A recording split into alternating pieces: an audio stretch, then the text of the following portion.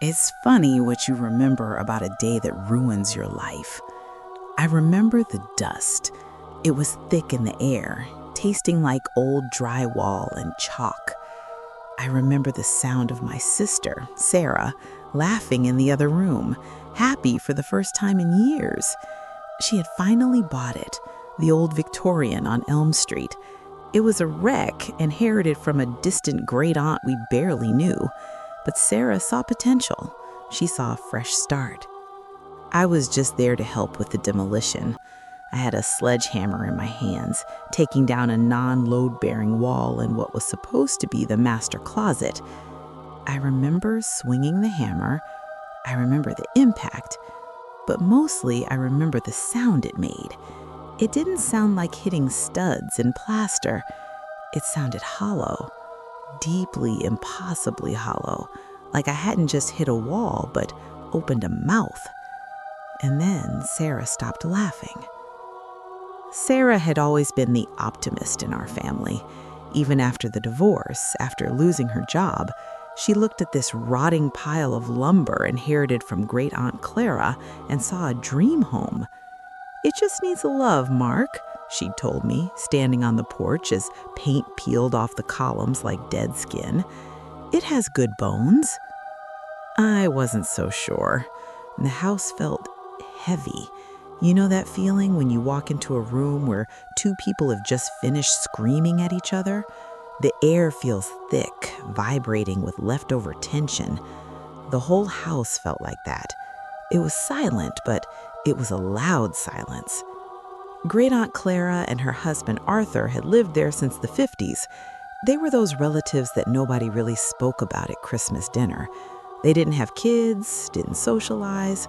They just existed in this big house until they died one after the other, leaving it to the closest living relative, my sister. We spent the first week just clearing junk. It wasn't hoarding exactly. It was too organized for that. It was just decades of accumulated life. Old newspapers bundled with twine, rusted garden tools, furniture covered in yellowing sheets. It was boring, exhausting work. By Saturday, we were ready to start shaping the space. Sarah wanted a walk-in closet in the master bedroom upstairs. According to the blueprints we found in the study, the wall behind the bed was just dead space, a gap between the bedroom and the chimney chase. That's where I was working, swinging the hammer, hearing that hollow boom. I called out to Sarah, "Hey, come look at this." She came in, wiping sweat and dust from her forehead. "What did you break now?" "Listen." I tapped the wall again with the hammerhead. Boom, boom. She frowned.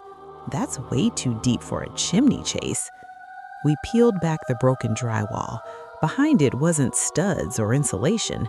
It was wood paneling, dark, varnished wood like something from a 1970s basement. "That's weird," Sarah whispered. "The blueprint said—" "Forget the blueprints," I said, feeling a strange prickle on the back of my neck. I didn't want to keep going. A sudden irrational urge to patch the hole and leave overtook me. But curiosity is a dangerous thing. I swung harder. The wood paneling splintered. A few more hits and we had a hole big enough to shine a flashlight through. The beam cut through the darkness and dust motes. It wasn't dead space. It was a door. A small, narrow door painted the same dark brown as the paneling, hidden completely behind the bedroom wall. It had been sealed in. Sarah grabbed my arm. Her grip was tight, her fingernails digging in.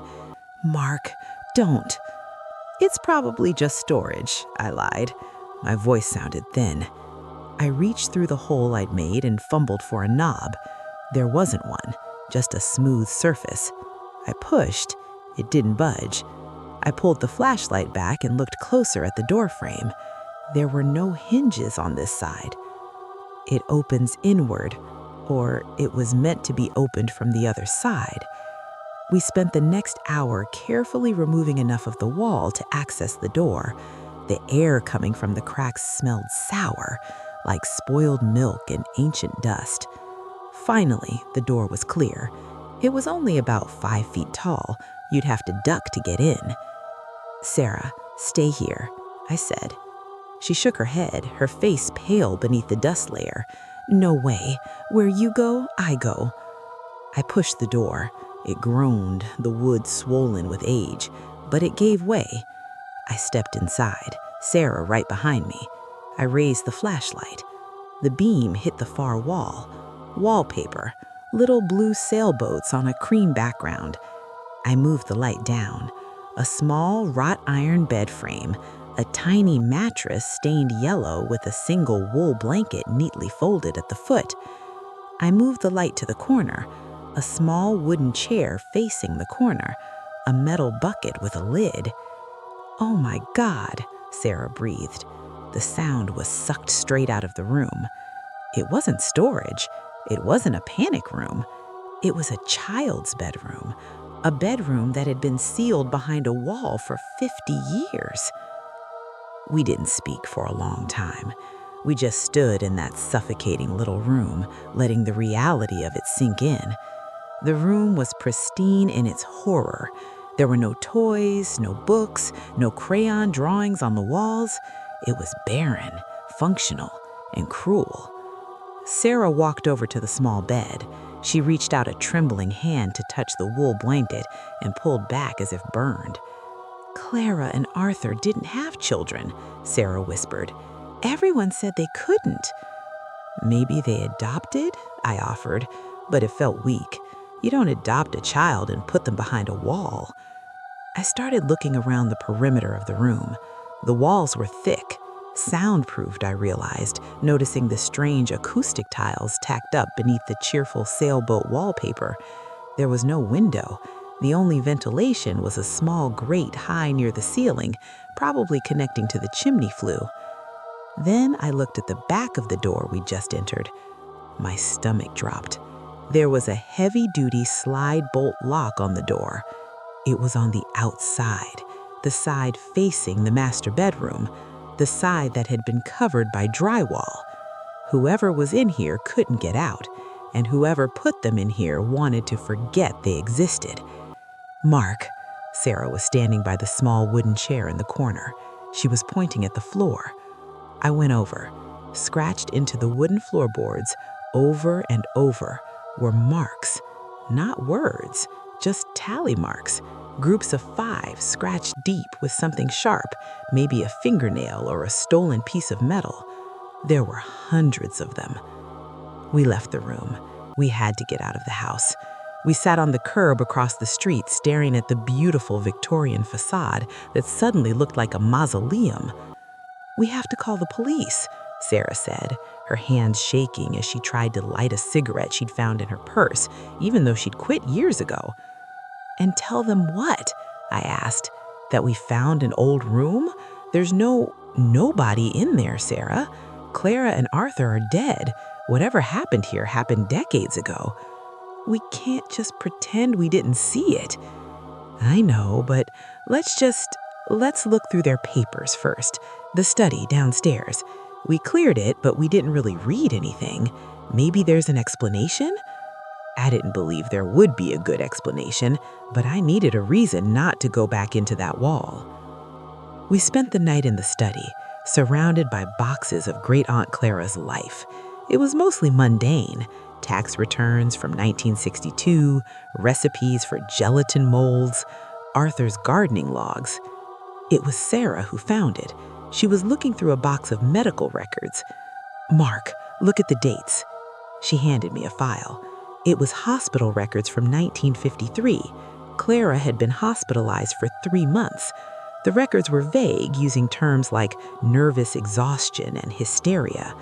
But beneath that file was another one, a birth certificate.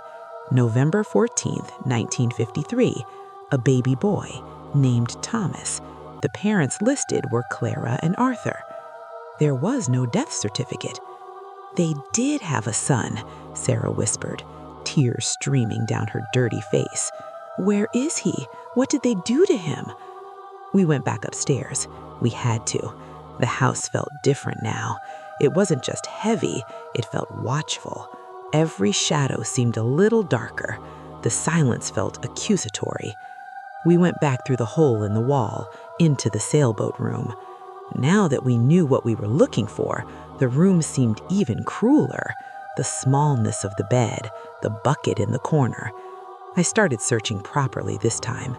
I lifted the stained mattress. Underneath was hidden between the rusty springs and the fabric, a small leather-bound book, a journal. It belonged to Arthur.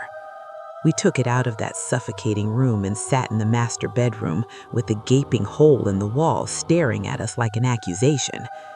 The early entries were normal, complaints about the weather, excitement about buying the house. Then came the pregnancy. Arthur seemed happy but worried about Clara's fragile state. Then came November 1953. The entries became short, erratic. November 20th. Clara cannot look at him. The doctors say it is a deformity. I say it is a judgment. December 1st. We brought him home. The crying, it never stops. It is not a human sound. January 1954. We cannot let anyone see him. The shame would kill Clara. We have prepared the small room off our bedroom. It is for the best. He needs containment. The journal went on for years. It never specified exactly what was wrong with Thomas. Arthur only referred to the affliction, the fits, and the terrible sounds he made.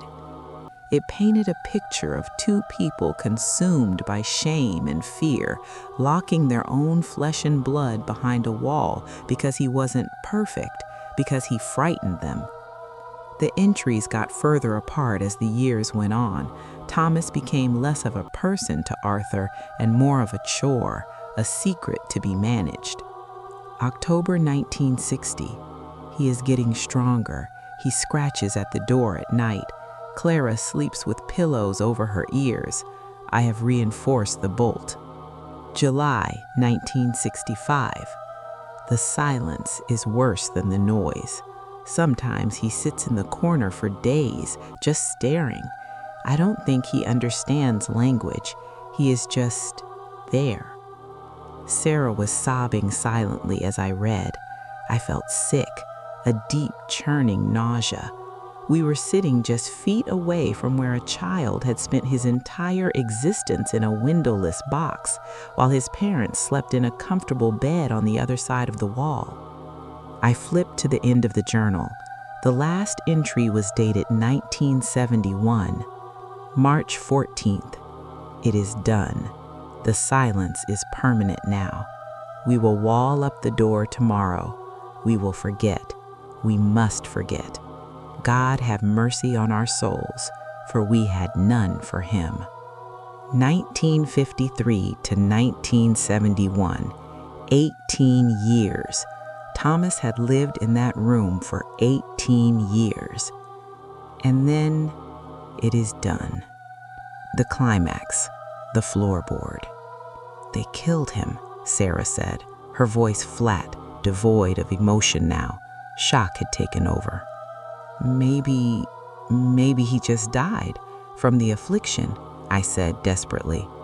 No, it is done. That's not natural causes, Mark. She stood up, her eyes wild. Where is he? Where did they put him? Did they bury him in the basement, in the garden? Sarah, stop. We need to leave. We need to turn this over to someone else. No, she screamed, the sound shocking in the quiet house. We have to find him. He doesn't deserve to still be hidden. She grabbed the flashlight and ran back through the hole in the wall. Sarah, wait! I chased after her. She was in the center of the little room, spinning around, shining the light into every corner. Where is he? Where is he? She fell to her knees in the corner by the little wooden chair, near the tally marks scratched on the floor. The floor, she gasped. Mark, look at the floor here. I knelt beside her. The floorboards in the corner were loose. The nails had been pried up and set back down loosely. My heart was hammering against my ribs. I didn't want to look underneath. I really didn't want to. but Sarah was already digging her fingers under the edge of the board. "Help me!" We pulled. The old wood groaned and came free with a screech of rusty nails. We shined the flashlight into the crawl space beneath the floorboards. It wasn't deep, maybe 2 feet of space between the joists and the dirt foundation below. There was nothing there, just dust, cobwebs, and compacted earth. Sarah let out a sob of relief, or maybe frustration. She leaned over the hole, shining the light deeper, swinging it back and forth. "Wait," I said, "stop moving the light." She froze. The beam was resting on one of the joists, the thick wooden beams that held up the room. "Look at the wood," I whispered. The joist was chewed up, not by termites, not by rot. It was covered in scratch marks, thousands of them, deep gouges in the hard wood. And embedded in the wood, stuck fast in a deep splintered groove, was something white and small. I reached down and pried it loose. It was cold and hard. A human tooth, a molar, ground down almost to the root. I looked at the scratch marks on the joist. I looked at the tooth in my hand. I looked at the dirt floor 2 feet below. And then I understood. The journal entry. It is done. They didn't kill him quickly. They didn't bury him in the garden. They had stopped feeding him. And in his desperation, in his hunger, he had tried to eat his way out of the room. He had gnawed on the support beams of the house until his teeth fell out, dying slowly in the dark, feet away from his parents. The ending, the aftermath. We left the house that night. We didn't even lock the door. We just got in Sarah's car and drove until we ran out of gas in the next county. We never went back. Sarah put the house on the market the next week. It sold immediately to a young couple looking for a fixer-upper. They loved the good bones. We didn't tell them. We didn't tell the police. We didn't tell anyone. What would be the point? Clara and Arthur were dead. Thomas was gone. There was no justice to be had, just shame. Sarah isn't the optimist anymore. She doesn't laugh much. She lives in a modern apartment now, lots of glass and steel, no hidden corners, no old walls. But sometimes when I visit her, I catch her just staring at a blank wall, just listening, and I know what she's thinking about. She's thinking about the fact that we patched the drywall. Before we put the house on the market, we hired a guy to seal the hole back up. The sailboat room is still there. The little bed is still there. The journal is still under the mattress, and Thomas's tooth is still resting in the dust beneath the floorboards. We sealed it all back up, just like Clara and Arthur did. It runs in the family, I guess, the ability to hide things, the ability to live with the silence. But sometimes at night, when my own house is quiet, I swear I can hear it, a faint scratching sound inside the walls.